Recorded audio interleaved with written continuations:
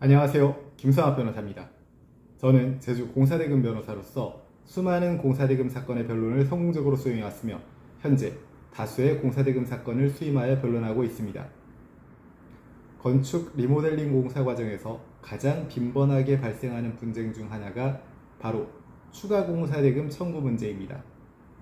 당초 계약 당시 합의한 범위를 넘어서는 공사가 필요해지거나 현장 상황의 변화로 인해 예상치 못한 비용이 발생하는 경우가 적지 않습니다. 하지만 이러한 추가 공사대금을 청구할 때 법적으로 요구되는 요건을 충족하지 못하면 아무리 실제 비용이 발생했다 하더라도 지급받지 못하는 불이익을 당할 수 있습니다. 오늘은 제주 공사대금 변호사의 입장에서 추가 공사대금 청구 시 반드시 주의해야 될 사항에 대해서 설명드리겠습니다. 추가 공사대금 청구에서 가장 먼저 검토해야 할 부분은 추가 공사가 기존 계약 범위에 포함되는지 여부입니다.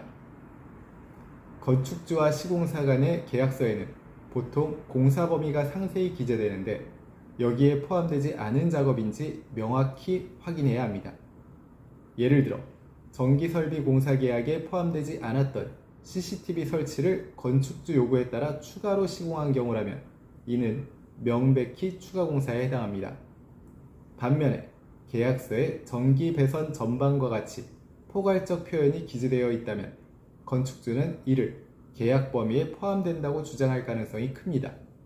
따라서 계약 범위 해석의 모호함을 줄이는 것이 가장 중요합니다. 추가 공사대금을 인정받기 위해서는 단순히 공사가 필요했다는 사실만으로는 부족합니다. 건축주가 해당 추가 공사의 필요성과 비용에 대해 사전에 동의했는지 여부가 핵심입니다.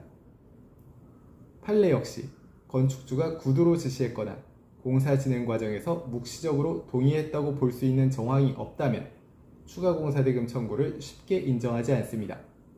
따라서 시공사는 다음과 같은 절차를 거쳐야 안전합니다. 추가 공사 필요성에 대해 서면으로 통보를 하고 예상 비용과 공사 범위를 명확히 기재하며 건축주의 서명 또는 확인서를 확보할 필요가 있습니다. 이러한 과정을 거쳐야 추후 분쟁 발생 시 법적으로 유리한 입장을 확보할 수 있습니다. 추가 공사대금을 청구할 때는 실제 공사가 이루어졌다는 객관적 증빙 자료가 반드시 필요합니다. 공사 전후 사진, 자재 구매 영수증, 인건비 지급 내역, 작업일지와 같은 자료들을 통해 건축주가 그런 공사를 지시한 적이 없다거나 실제로는 하지 않았다고 주장하는 경우 강력하게 반박을 할 수 있습니다.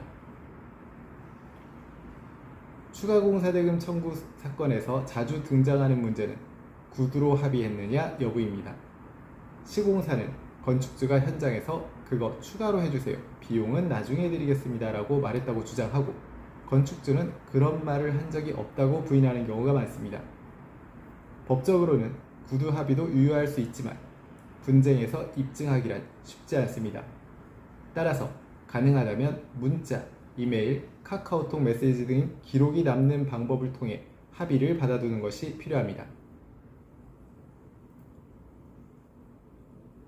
추가 공사대금 청구 문제는 단순히 비용을 청구하는 문제가 아니라 법적 요건을 충족했는지 여부가 결과를 좌우합니다.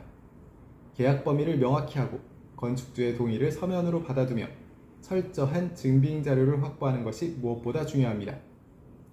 현재 추가 공사대금 분쟁에 대한 법률적 도움이 필요하시다면 언제든지 제주 공사대금 변호사 김성학 법률사무소를 찾아주시면 신속, 정확한 해법을 제시해드리겠습니다. 조금이나마 도움이 되셨으면 합니다.